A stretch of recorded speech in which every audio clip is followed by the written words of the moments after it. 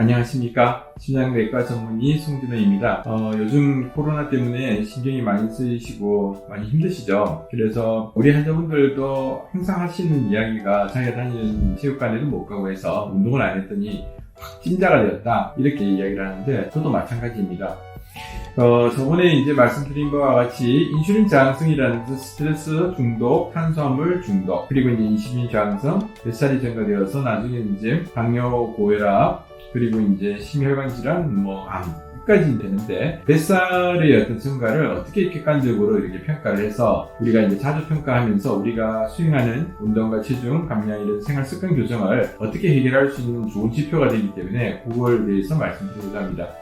허리 둘레를 측정하는 만큼 건강해진다는 것이죠. 항상 우리가 목표를 설정하고 그리고 실행을 하면 거기에 대한 평가가 있어야죠. 그래서 이제 허리 둘레가 어떻게 이제 변화하는가에 따라서 비만도를 우리가 생각을 하게 됩니다. 저번에도 말씀드린 바와 같이 인슐린 저항성이 있을 때 망가지는 장기에서 우리가 운동을 안 하고 칼로리가 높아지면서 지방이 커지게 되면 거기에서 지방세포에서 염증물질, 사이토카인, TNF-알파가 나와서 그것이 이제 인슐린이 작용하는 이런 수용체 억제를 해서 인슐린 저항성이 생기게 되고, 그것을 우리가 해결하기 위해서 근육 운동을 하게 되면 마이오카인이라는 물질이 나와서 TNF-알파가 작동하는 것을 기량하는 이런 부분이 있어서 인슐린 저항성이 운동을 하게 되면 개선이 된다라고 이제 말씀을 드렸습니다. 복부 비만은 피하지방과 내장지방이 있죠. 그래서 이제 혈액 속으로 지방산이 빠져나와서 심혈관에 쌓이게 되는 이런 이제 내장지방과 내장지방만큼은 치명적인 위험은 없으나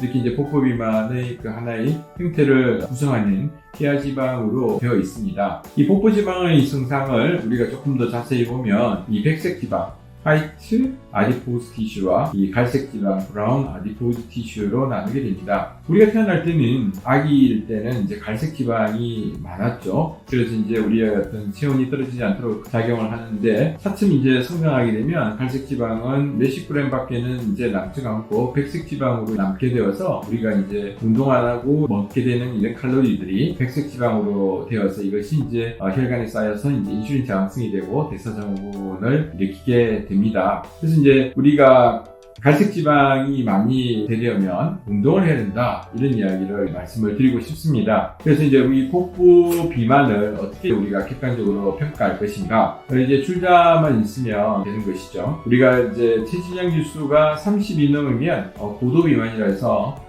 심뇌혈관 치명률이 이제 높다고 합니다. 그러면 우리가 출자를 어떻게 해서 객관적으로 출자를 통해서 될 것인가 하면, 이 허리 둘레는 이제 양발을 25에서 30cm 정도 벌리고 숨을 편안히 내쉬게 됩니다. 그래서 갈비뼈, 이렇게 만져지는 갈비뼈 가장 아래와 골반뼈, 골반의 가장 장골이라고 그러죠. 일리악 크레스트라고 하는데, 가장 높은 곳의 가운데쯤을 골라서 그걸 이제 줄자가 피부를 이렇게 누르지 않도록 해서 이제 0.1cm 단위로 재게 됩니다. 정기적으로 측정해보면 그 변화를 이제 점검할 수가 있습니다. 그러면 얼마가 되어야 될까? 남자는 대사증후군에 들려면 이제 35인치 이상, 여자는 이제 33인치 이상이면 이 대사증후군의 항목이 추가가 되는 것이죠. 그러면 우리가 체육관에도 가기가 힘들고, 그러면 자기 사무실에서, 자기 방에서, 자기 집에서 이렇게 스쿼트를 통해서, 그리고 팔굽혀펴기를 통해 가지고 운동을 해보면 우리가 이제 운동을 하면 여러 가지 복부 비만도 줄어들고, 그리고 자신감이 생기면서 우울증도 없어지고 여러 가지 대사증후군이